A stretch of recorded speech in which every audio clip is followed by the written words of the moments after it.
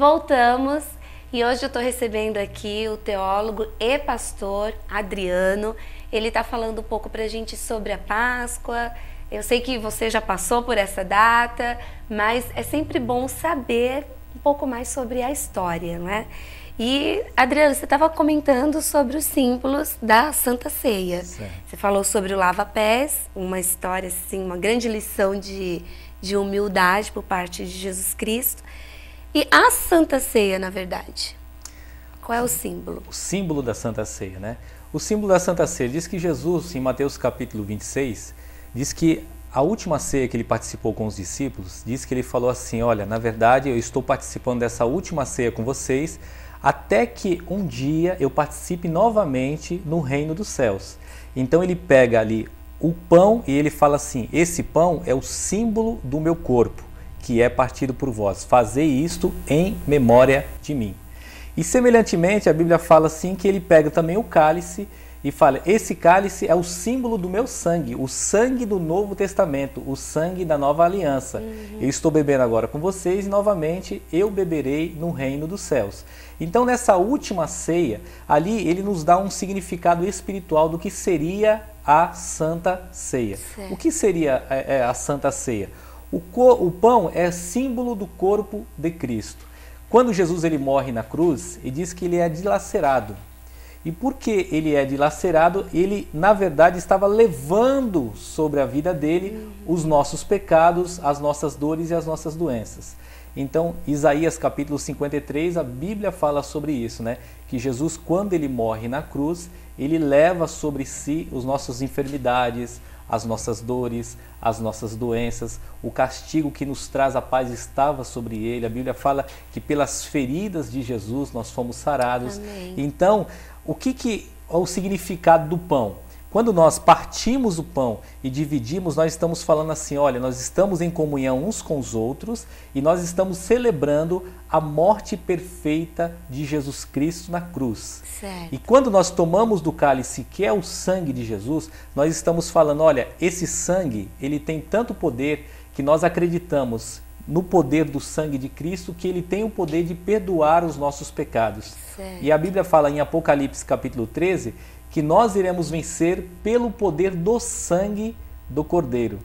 Quando Israel estava lá atrás, né, sacrificando aquele Cordeiro, estava fazendo, na verdade, um símbolo do que é o sacrifício de Cristo na cruz. Na verdade, era uma sombra das coisas que iriam acontecer com Jesus. Assim como o Cordeiro foi sacrificado dentro do lar das pessoas, sim, e aquele sangue foi passado nos umbrais das portas para proteger do anjo destruidor, diz que quando Jesus foi sacrificado, é a representação do Cordeiro de Deus que tira o pecado do mundo. E o sangue de Cristo ele tem o poder de nos purificar de todo o pecado. Então a Santa Ceia para o cristão simboliza isso. Nós estamos ali que Jesus levou as nossas angústias, as nossas enfermidades, as nossas dores, ele levou as nossas doenças, levou os nossos pecados e nós acreditamos que esse sangue tem esse poder de purificar os nossos pecados. Que mensagem, né? Muito importante. Mensagem poderosa. Você está falando sobre partir o pão, né? O pão simboliza a carne, o corpo de Jesus. Existem algumas religiões que elas pregam que na Semana Santa não se deve comer carne vermelha, Certo. e sim peixe, né? Carne branca. O que você tem a dizer sobre isso? Muitas religiões, né, acreditam dessa forma, né? Eu acredito que não há nenhum tipo de problema. Por quê? Porque a própria Páscoa, que é celebrada para o judeu, como que o judeu ele celebra uma Páscoa hoje? Então eles sentam com a família e começam a relembrar a história do Êxodo. Ele começa falando o que aconteceu lá atrás, como que Deus libertou os seus ancestrais da mão de Faraó, de tudo aquilo ele começa relatando. E diz que na celebração hoje, judaica, eles ainda têm aquelas tradições de ele pegar e colocar ali 3 cálices, né? Esses 3 cálices que ele coloca, diz que quando ele toma o primeiro cálice, diz que ele pega ali as ervas amargas, simbolizando o tipo de sofrimento que eles tiveram no Egito, e eles comem. Depois que ele toma o segundo cálice, diz que ele pega os pães asmos, simbolizando que da família dele tem que ser retirado todo tipo de fermento, o fermento simboliza o pecado, tem que ser retirado da vida deles também todo tipo de pecado. E quando ele toma o terceiro cálice, na verdade, ele está celebrando aquele momento que Deus tirou eles da terra do Egito. Então muitas pessoas acreditam que esse cálice foi o cálice que Cristo pegou em capítulo 26, quando ele pegou o cálice e falou: esse cálice é o novo cálice do Novo Testamento do meu sangue. É capítulo 26? Capítulo 26 de Mateus. De Mateus. Então ele fala: esse cálice é o novo cálice do Novo Testamento do meu sangue, né? Ali, na verdade, ele estava expressando o quê? Ele estava expressando que todo cristão que acredita nisso iria obter vitória.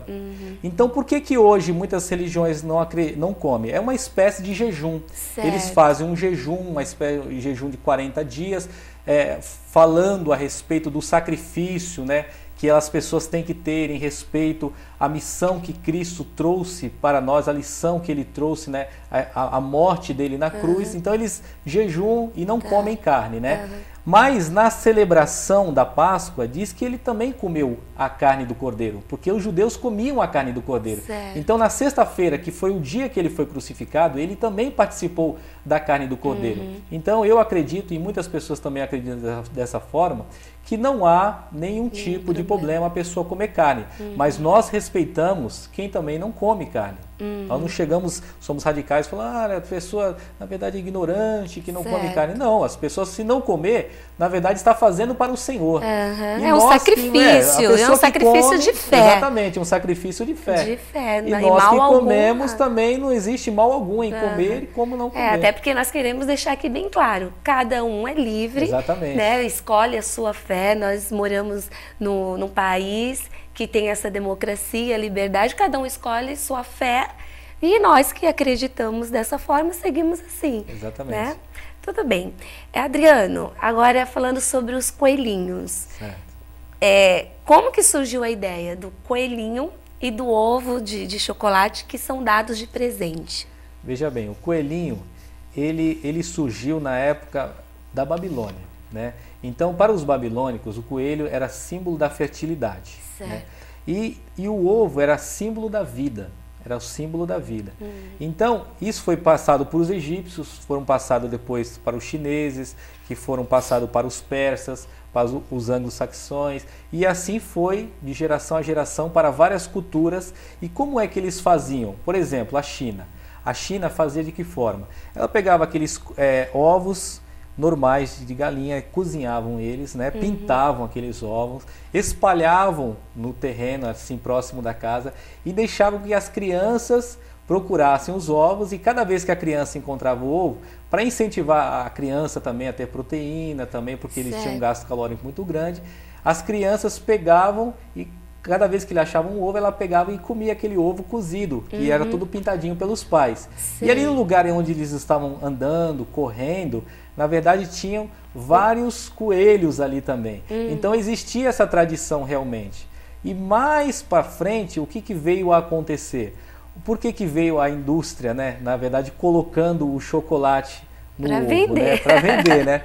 Porque, na verdade, houve essa explosão em 1829. Em 1829 é que começou a fazer ovos de chocolate, né? Mas entre 1920 até 1930 é que houve esse momento mesmo, auge mesmo da Páscoa, que seria o quê? Um enfeite do ovo, presentear as pessoas com ovos. Como as pessoas também tinham aquele respeito em não poder comer carne vermelha, era uma forma da pessoa poder comer um tipo de ovo de chocolate e tal. E aí diz que o maior ovo, né, que foi feito na história foi em 1992. Ele tinha 7 metros de altura. Nossa. Ele pesava 4,5 toneladas. Meu Deus, e tinha muito uma chocolate, espessura de 10 gente. centímetros. A Ana Esther já está fazendo assim, queria estar lá. Nossa, que coisa, né? Mas a gente percebe que é tudo comércio. Tudo comércio. Agora, Adriana, será que é possível inserir esse símbolo do chocolate para criança, né? Do ovo, coelhinho, chocolate, sem perder a real mensagem da Páscoa? Com certeza seria possível, Porque as crianças sofrem com isso, Exatamente. né? Se certa religião não permite comer o chocolate, Exatamente. a criança sofre. Porque como o coelho era símbolo da fertilidade e o ovo é símbolo da vida, nós acreditamos de uma forma que, assim como o evangelho ele é propagado e é multiplicado de uma maneira assim fenomenal, as pessoas recebem, quando aceita Jesus, recebem vida e vida com abundância, da mesma forma é simbolizado pelo coelho. E o ovo simboliza a vida, assim como Jesus Cristo, ele ressuscitou, nós acreditamos dessa forma também, que quando a pessoa está celebrando ali as pessoas com os ovos, na verdade, ela está falando da ressurreição de Cristo. Está presenteando a ressurreição de Exatamente. Jesus Cristo, né? Bom, olha só, vamos segurar mais um pouquinho aí, vamos rapidinho para o intervalo, é só o tempo de tomar água e molhar a garganta. Continue conosco.